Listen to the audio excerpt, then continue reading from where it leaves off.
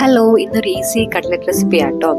Carrot, beans, onion, coriander leaves, ഒരു 1.5 spoon ginger garlic paste, പിന്നെ salt എല്ലാം കൂടെ ചേർത്ത് നല്ല രീതിയിൽ അത് മിക്സ് ചെയ്ത് വെക്കുക.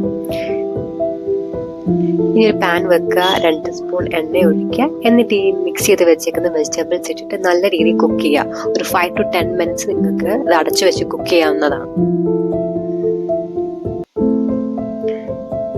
ഇനി കുക്കായതിനു ശേഷം മസാലാസ് ആഡ് ചെയ്യാം. ഞാൻ chilli powder, coriander powder, turmeric powder, garam masala, അതിനുശേഷം വേവിച്ച് വെച്ചിരിക്കുന്ന ഉടച്ച പൊട്ടറ്റോ ആഡ് ചെയ്യുക. നല്ല രീതിയിൽ അത് മിക്സ് ചെയ്തെടുക്കാം. ഇനി നമുക്കിതിനെ വേറൊരു പാത്രത്തിലോട്ട് അത് മാറ്റാം. ഇനി ഈ സമയത്ത് ഞാൻ കുറച്ച് കായം ചേർക്കുന്നുണ്ട്.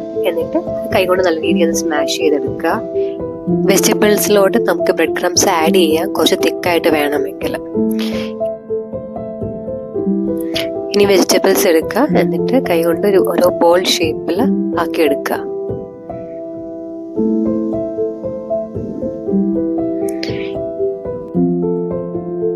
ഈ ഓരോ ബോൾസും 2 കൈ കൊണ്ട് പ്രസ് ചെയ്തിട്ട് ഒരു ഫസ്റ്റ് കോട്ടിങ് മുട്ടയിൽ കൊടുക്കുക.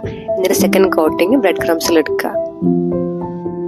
ഇനിയൊന്നുമില്ല, അടുപ്പത്ത് എണ്ണ ചൂടാക്കിയിട്ട് അതിലോട്ട് നമുക്ക് ഈ ഓരോ കട്ട്ലറ്റും ഇട്ടിട്ട് നല്ല രീതിയിൽ അത് ഫ്രൈ ചെയ്തെടുക്കാം.